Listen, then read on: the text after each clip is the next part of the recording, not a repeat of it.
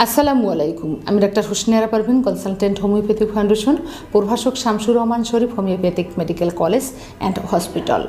অনেক বাচ্চারা আছেন বা অনেক বয়স্করাও আছেন যে হঠাৎ করে সে কোনো লোকের মধ্যে যদি যায়, বেশি মিটিং মিছিল বা অনেক মানুষের মধ্যে যায় বা লিফটে ওঠে বা কোনো একটা জায়গায় যে ঝগড়াঝাটি হচ্ছে অনেক মানুষ, তখন কিন্তু দেখবেন যে তার বুক ধড়ফড় করা শুরু করেছে, সে ঘামছে, সে অসুস্থ হয়ে যাচ্ছে, তার শ্বাসকষ্ট হচ্ছে, সে নিজে নিজে মনে করে যে এটা কেন হচ্ছে আমার। অনেক শিশুদেরও এটা হচ্ছে, বয়স্কদের হচ্ছে, মধ্যবয়সের মানুষের হচ্ছে, অনেক মহিলাদের হচ্ছে।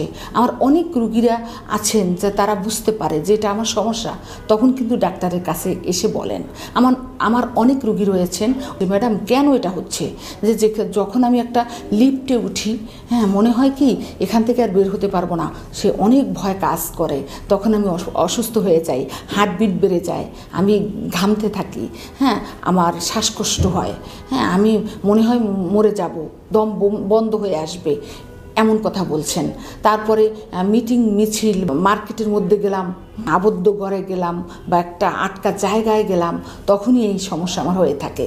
তখন তাদের কাছ থেকে কিছু কথা বের করতে হয় যে আসলে কেন এটা হচ্ছে, আপনি কি ছোটোবেলায় কোনো ভয় পেয়েছেন কিনা। অনেকেই বলেন যে হ্যাঁ আমি ভয় পেয়েছিলাম, বদ্ধ ঘরে কেউ বলছেন যে আমার ছোটোবেলায় যৌন নির্যাতন করতে চেয়েছে, বা অনেকে বলেছেন আমি ভয় পেয়েছি, একটা ঘরে আটকে ছিলাম কিছুদিন।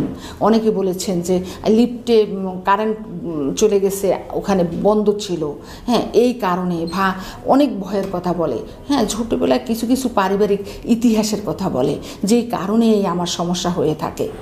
এই ব্যাপারটা যখন কোনো গার্ডিয়ানকে বলে যে এই সমস্যা আমার হয়েছে, তখন কিন্তু ডাক্তারের কাছে আসেন না, আর এই বিষয় নিয়ে চিন্তা ভাবনা করেন না।